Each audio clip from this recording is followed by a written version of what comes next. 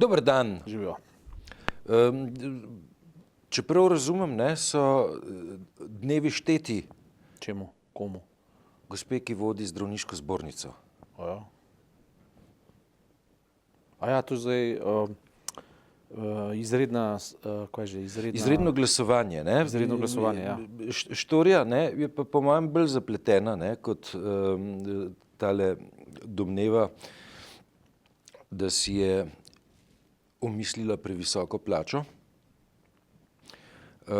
Pač pa se tukaj krešajo zelo silni interesi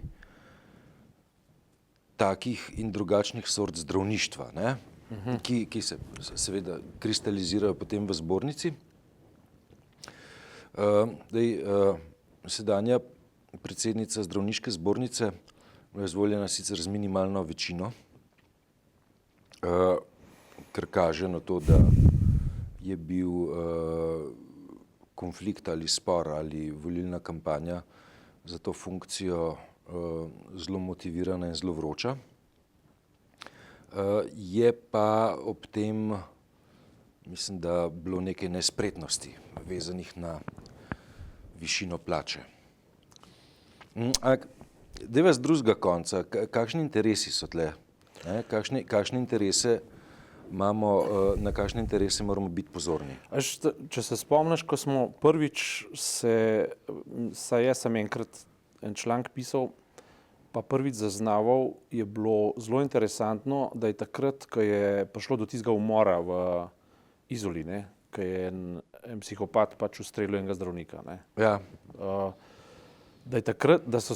Sta se tedanji predsednik Možina in pa Konrad Kuštrin Fides sprožila, oba dva na enak način in oba dva na, po mojem mnenju, popolnoma neprimeren način. In sicer, da sta začela obtoževati ministrstvo in pa splošno javno zdravstvo neučinkovitosti in v posledici predolgih vrst, zaradi česar je bil ta zdravnik ustreljen. Ja. No, v nadaljevanju se je začel izkazovati, da se k temu v bistvu pritaka tudi interes po privatizaciji zdravstva. Ne? Tako je. Ja, po privatizaciji zdravstva. No, in zdaj... Tako kot razumeva, pa držal Zdenke Čebašek Travnik kot novinke v zdravniški zbornici, je njena prioriteta vendarle javno zdravstvo. Ja, verjetno, domnevam. Jaz stvari od blizu tako daleč ne poznam, če pa greva zdaj z tega konca, kjer si začel, ne, s plačo, ne, pa s debato o plači, ne. Mislim, tukaj so mi pa vsi zvonci zazvonili, ne, ker ta metodo diskvalifikacije čez plačo, ne, pa poznam v nulo. To poznam pa zelo dobro. To je pa klasična udbovska metoda, ki jo je desnica prevzela in v bistvu v Sloveniji med tistimi, ki na tako primitiven način človeka spravijo v dober glas, ne, ni nobene razlike več, ne. In v trenutku, ko je bila ta gospa tarča tako primitivne metode, ne, si mi pa zvonci zazvonili v smislu vprašanja, ne, kaj pa je tukaj narobe, ne. Nekaj je tukaj zelo, zelo narobe. Ampak dajmo pojasniti, ne, kako je Zdenka Čebašek Travnik prišla do plače, ne, ki je zdaj pod vprašajem. Ne. Enaka je kot njenega predhodnika, ne. Ni povsem enaka, ne, ampak njen predhodnik, ne, je imel delovni čas razdeljen tako, ne, da je 80% delal za zdravniško zbornico, 20% je pa imel še druge službe. Zdenka Čebašek Travnik dela 100% za zdravniško zbornico in če aproksimiramo tistih 80% plače, kakršno je imel gospod dr. Možina, prej na 100% delovnega časa pridemo do iste številke. No, ampak midva ne smeva padati pod črto je pa plača Zdenke Čebašek Travnik nižja od plače, kakršno je imela pa prejšnja. Živčevska. Ampak midva ne smeva na to finto padati, da se samo ujameva zdaj na razpravo o plači, ne. Ker v ozadju... Smiselno je to pojasniti, ne, zaradi tega, ker... Ne, v ozadju teh lobijev se premetavajo levo in desno milijoni, ne.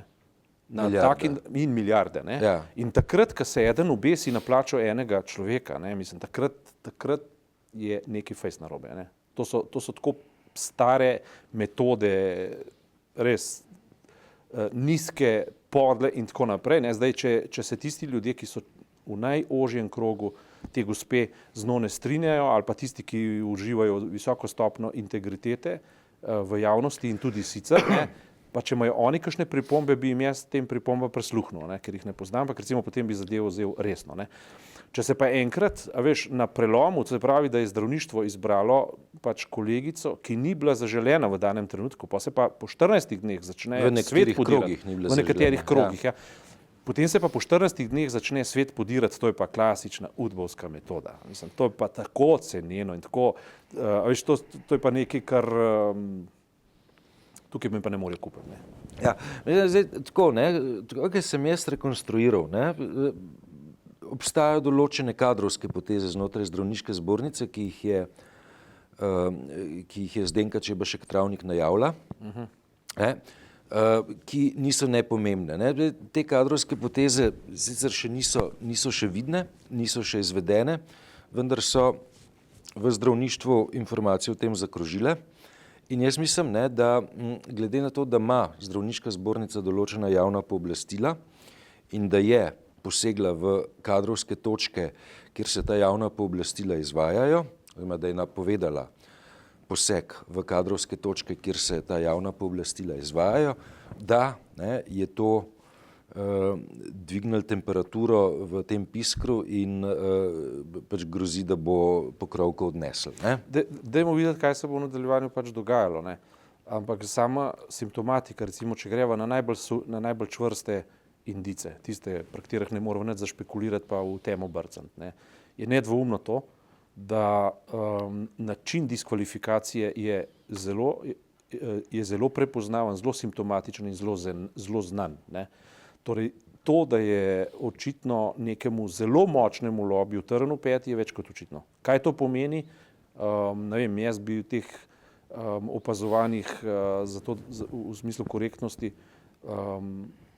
počakal, da vidim, kako se bodo dogodki razvijali, ampak dejstvo pa je, da v tem trenutku se da reči, da je nekaj hudo narobe. Zelo, zelo narobe in da nas nekdo poskuša vleči za nos. V tem ni dvoma. Na to, da je pa se nova predsednica zdravniške zbornice stvari lotila nekoliko naivno, pa nimaš pripomb? Pripombe imam, to je seveda ni fajn za njo, ne? Če je to res. Ker kot res nisem tako od blizu res teh stvari ne poznam, ampak če je to res, to bi kvečem, recimo, jaz sem preposlušal njen zagovor na eni od televizij, ko je bila vprašana in je bila v mojih očeh je delovala dokaj prepričljivo, ne. Njen zagovor je bil približno tak, ne, da tisto, kar se je ona v plači pogovarjala, se je v nekem zasebnem krogu pogovarjala, medtem ko na sistemski ravni stvari sploh niso bile in niso sistematizirane. Ki je pa smešen, ja. Kar je samo po sebi problem in smešno, da ona bi bila pa pripravljena sprejeti katerokoli iztočnico, ki bi bila sistematizirana. Ne, prvič. In drugo, kar je, da tudi ta trenutek okrog tega ona ne dela in ne bi delala nikakršnega problema, samo treba se dogovarjati za neko sistematiko, ker ni samo ona tista, ki tam dobiva plačo, so tudi drugi, ne, in se treba pač o celotnem sistemu pogovarjati. Naslednja stvar, ki je pa tisto, če si rekel, da je bila deloma naivna, bi to govoril kvečem ne v plus, to se pravi, da ni neka zarotnica. Ne? Mislim, zdaj tako, ne, veš, sej potem ne veš, ne, veš, a je politična zvijačnost željena vrlina ljudi, ki upravljajo take funkcije, ali je odsotnost politične zvijačnosti pravzaprav tisti kriterij, ki te kvalificira za to, da tako funkcijo upravljaš. Ne bi rekel tako, ne, jaz bi rajš imel nekoga, ki trpi zaradi odsotnosti politične zvijačnosti. Se vsa ta stvar, recimo, saj mene, tebe verjetno tudi, ne, nas kot javnost ali pa tiste, ki se pogovarjamo o javnosti, ne zanima zaradi notranjih razprtij, ampak iz širše perspektive, kaj se pripravlja na področju javnega zdravstva. Ali bomo dobili zdaj nek elitističen naskok na javno zdravstvo, v katerem se bodo izolirale cone, v katerih bodo eni nesramno obogateli na račun javnega denarja, ne? Za to gre, ne? Ali bomo ohranili karakter javnega zdravstva, za te stvari gre. Tukaj mora biti javnost ekstremno občutljiva, ker na udaru so zdravstvo, šolstvo, sociala. Ne? O tem ni dvoma. To je zadnji poskus, zadnji zamah nekega Leviatana, ki 25 let z repom mahal po Sloveniji. Ne?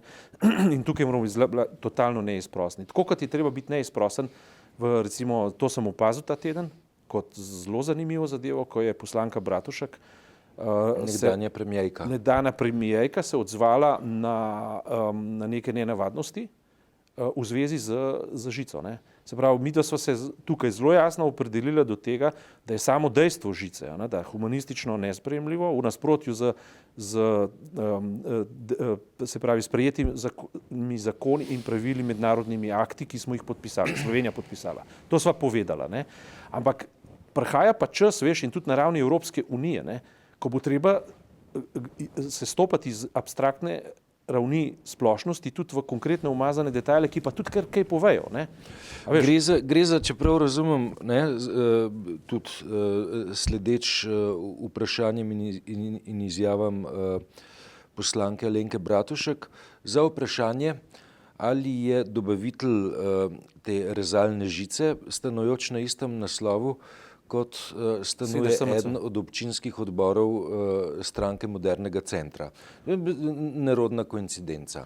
Ja, pri čemer je ona zapisala, da je tam nekdo, druga koincidenca, zapisala je, da je nekdo 0,75 človeka, ne, ki je bil zaposlen v tej firmi, do zdaj izkazoval, mislim, da 120 do 130 tisoč evrov letno, naenkrat dobil 3,5 milijonski posel, ne, kar čez noč, ne, v zadevi, ki bi jo konec koncev lahko upravljala vojska, ne, v znotraj delovnega časa. Ne.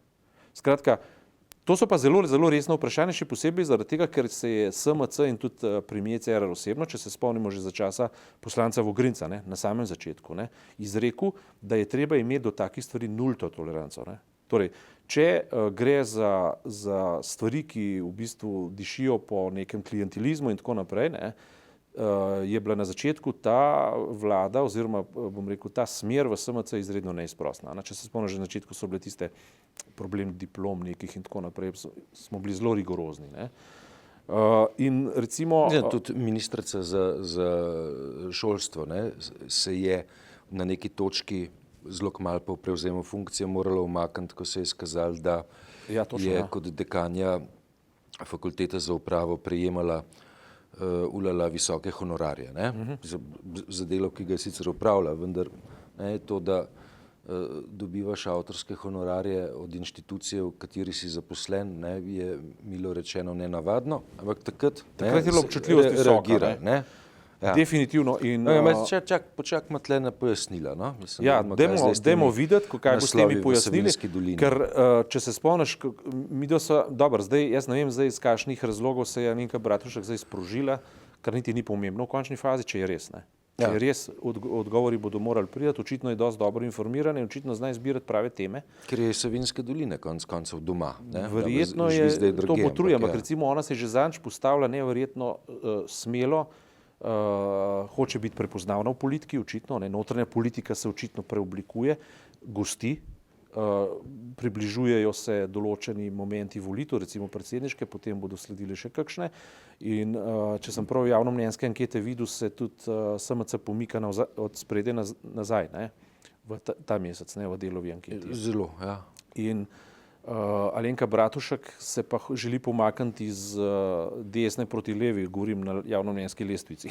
Prav, iz 0 proti 6. Tako, ne? Ja. Iz 0 proti, koliko odstotkov je pogoj? 4, ne? 4, tam nekje smo. In že začela takrat z željo ali pa predlogom po referendumu v zvezi z Pokljuškimi gozdovi pa s temi zadevšnjo, pa da Nestirko umakne zahtevek za 10 milijonski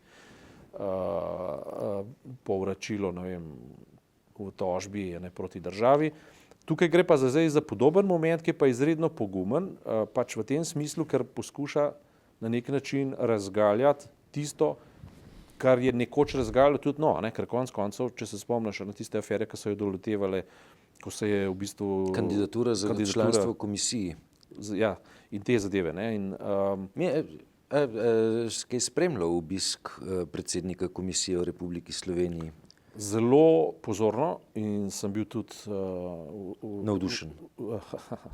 Ravno nasprotno, ne, ker kaj te je slabo takole vzemva, ne. Midva sva se na tem mestu zelo velikokrat, pa verjetno se še bova pogovarjala o načelni vrednosti Evropske unije.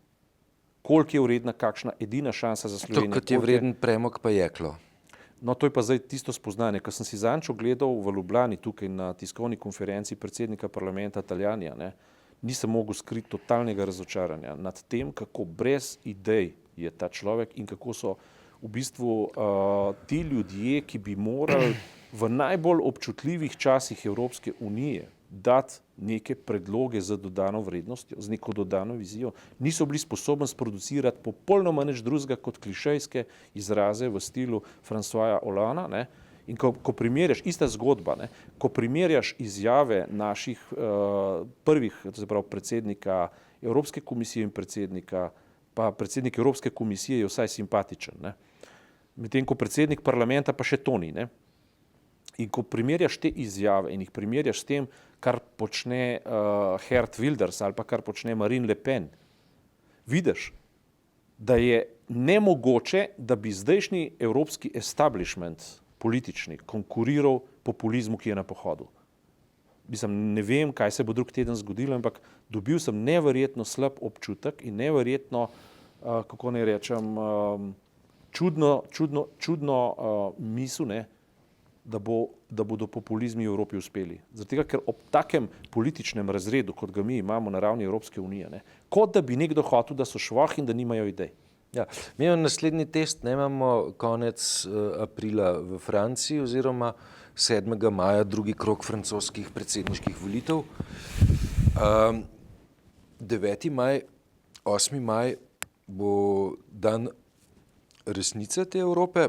9. maj, pa ne vem, če bomo še praznovali dan Evrope, kajti a bomo 9. maja dan Evrope praznovali odvisno od tega, kakšen bo rezultat francoskih predsedniških volitev, ki se bodo 2 dni pred tem odvijale. In to je, veš, in to je zdaj celotna kombinacija vseh dejstev od Brexita nazaj do evropskih populizmov in pa seveda tudi vsega tega, kar Slovenija je in počne, od vsega tega, kako se organizira in spoznanje tega tedna pravzaprav na ravni teh dejstev, ki nas zasipajo, ne, je to, ne, da je mogoče v našem opazovanju dobro sestopati iz ravni, kaj bi načelno Evropa pomenila in kaj dejansko pomeni. Evropa je edina šansa. Evropa je edini otok humanizma, saj še kolikor ga je ostalo. Edini otok, ki še razume neko socialno dimenzijo tudi ali pa med sabo povezanih evropskih družb, ne. To je vse res, ampak zdi se, da tisti, ki zasedajo ključne pozicije in od tega tudi živijo, ker so poklicni politiki Evropske unije, se o teh stvareh, ki jih mi sanjamo in debatirajo, sploh ne sprašujejo. Sploh nimajo dimenzije Evrope kot neke kulturne entitete, kot neke civilizacijske entitete, ampak razmišljajo v bistvu samo v ekonomističnih kategorijah in kot da bi jih pelal kapital in kot da se podrejo izključno in samo kapitalu in zaradi tega, kot da nimajo nikakršnih šans, da kakorkoli ljudi nagovorijo. Potem pa prehajajo po nacionalnih državah in jih nihče ne posluša, zato ker nikogar niti ne zanima, kaj imajo zapovedati, ker dejansko nimajo nič zapovedati, ne. To je res nek čuden, začaran krog in prepričljivost populistov, ne. To so zadnjič debatirali, ker recimo to se bo zdaj na Nizozemskem hitro videlo, ne. Pa Nizozemska ni neka zahojna desničarska država, to je bilo vedno napredna država, ne. Ja, jaz sem se tam zelo odlično počutil. In naenkrat ta izkazuje nezaupnico do tem, ki jih je tako rekoč udomačila, ne, in izkazuje zaupnico do populista, recimo Geerta Wildersa, ne. To je zanimivo dejstvo, ki ga ni mogoče razložiti samo z nekim dejstvom, se ljudje pač spremenili. Ne. Ljudje so morali nekaj spoznati in to je treba preiskati, kaj so spoznali. Spoznali niso na abstraktni ravni, ker ljudje se na abstraktno raven ne spuščajo. Ljudje so nekaj spoznali na konkretni ravni. In s to konkretno ravnjo je nekaj narobe. In tudi mi se pogovarjamo o visokih stvareh, o visokih zadevah, na koncu vidimo, da je realnost vpeta v interese lobijev in da lobiji pa skonstruirajo neko čisto vzporedno realnost, ki je v bistvu deklarativna raven sploh ne zna več pojasniti, ne. In to me je pa kako ne rečem, hendikepiralo ta teden. Zlasti to, ker še, mislim, kar so začela za zdravniško zbornico in te zadeve, mislim, kako ta lobijska srenja, ne, zdravniška, ne, v kombinaciji z sindikatom, ki ima itak samo 17% zdravništva pod svojo komando, in v kombinaciji kako primitivnih prijemov se loteva, ki jih poznamo res. Mislim, se smo že toliko časa na svetu, pa toliko časa v tem poslu, tudi sama sva bila že žrtve takih in podobnih prijemov. In kako nimajo dveh metod, samo eno. In da se spravijo na plačo ene, in to na enako plačo prehodnika in v vse obdobje, ko je bil njen predhodnik na položaju, plača nikoli ni bila problem. Niti enkrat samkrat v nobeni javnosti. Saj se ne spomnim, da bi bila. No? Ne, ni bila. Kar naenkrat po 14 dneh še dobro, neka oseba se še dobro ni navadila na nov prostor, je že v nezaupnici. Kako primitivno? A so ti ljudje res tako primitivni? A so res tako enostavni? A so res tako prozorni? Ali so interesi tako veliki? A so interesi tako veliki in ali je družba v bistvu že tako deformirana, da teh stvari ne zna več videti in sankcionirati? To so prava vprašanja. Ne? Na njih bova iskala odgovore naslednji teden. Tako.